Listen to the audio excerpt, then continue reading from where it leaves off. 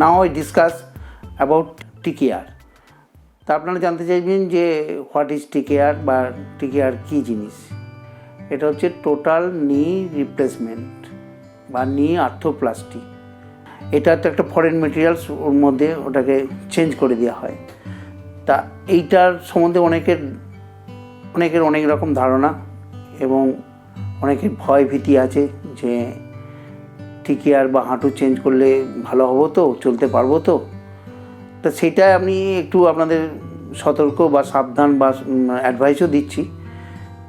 এটা দরকার একটা বয়সে, যখন কোনো মহিলা বা পুরুষ যখন একদম চেঞ্জ হয়ে যায়, হাঁটু আর ডিজেনারেটিভ আর পারে না কিছু চলতে, হাঁটু ভাঁজ করতে পারে না, তখন করতে হয়।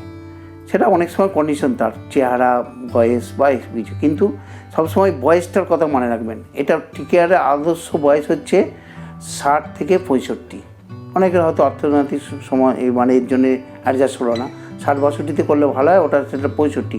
কিন্তু 65-র পর কখনোই যাবেন না TKR করতে, কেন যে মেটেরিয়ালসটা দেওয়া হবে, ফরেন মেটেরিয়াল দিলে সেটা বলছে ওরা 20 থেকে 25 বছর অতদিন যায় না, আর ইন্ডিয়ান মেটেরিয়াল বলে 15 থেকে 20 বছর অতদিন যায় না।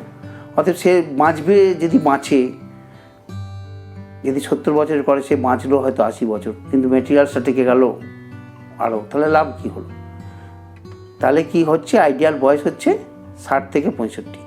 তাহলে তার দিন কী বলবেন, ততদিন কী করবেন? ততদিন একটা ফিজিওথেরাপিস্টের আন্ডারে থাকতে হবে, যাতে আপনার হাঁটুরটা ঠিক ভালো থাকে। TKR আইডিয়াল টাইমটা আসে করার, মাসেল পাওয়ার থেকে আরম্ভ করে। যদি ধরুন TKR করতে যেয়ে দেখায় মাসেল পাওয়ার অনেক কমে গেছে, মাসেল পাওয়ার নেই, তখন ডক্টরই অ্যাডভাইস করে যে আগে ফিজিওথেরাপি করে এসে আগে মাসেল পাওয়ার বাড়ান, তবে আমি TKR করব। তাতে অনেক স্যাটিসফাইড মানে অপারেশন হয়। তাহলে TKR সম্বন্ধে একটা আইডিয়া হলো। এবার TKR করার পর যে পোস্ট অপারেটিভ ম্যানেজমেন্ট বা ফিজিওথেরাপি, সেটা আমি আমার ভিডিওতে দেখাবো। হ্যাঁ, আপনারা জানতে পারবেন কী ব্যায়াম করলে TKR-এর পর আস্তে আস্তে আপনি সুস্থ সমাজে ফিরে যেতে পারেন এবং আপনি আপনার বাকি লাইফটা সুস্থভাবে চলাফেরা করতে পারেন।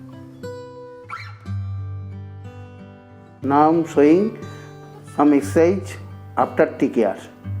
After TKR সাধারণত পেশেন্টের নি স্টিফ হয়, একটা টাইম অবধি ডাক্তার বলে যে হাঁটুটা পুরো ভাঁজ করতে পারবে না, আর পাওয়ার লস হয়।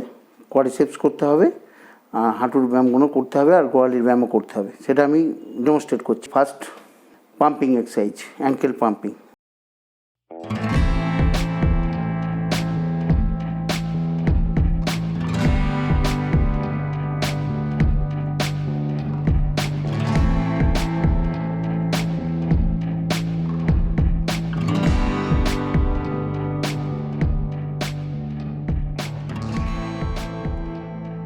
হাঁটু অপারেশন করার ফলে তার অ্যাবডাক্টর পাওয়ার, মানে হিপ অ্যাবডাক্টর পাওয়ারটা কমে যায়, তখন ওখানে করতে হয় কি, অ্যাবডাক্টর পাওয়ার বাড়াতে হয়।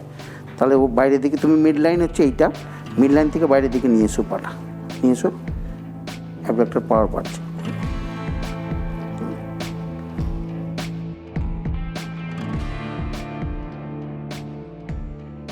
এবার পেশেন্টকে বলা হলো পাটা তোলো, SLR কতটা, এই মোটামুটি সে 60 ডিগ্রি তুললো। হ্যাঁ, 60 ডিগ্রি তুললে ঠিক আছে। পরে এটা 8-10 বার করবে, তোলো, SLR করলো, স্ট্রেট লেগ।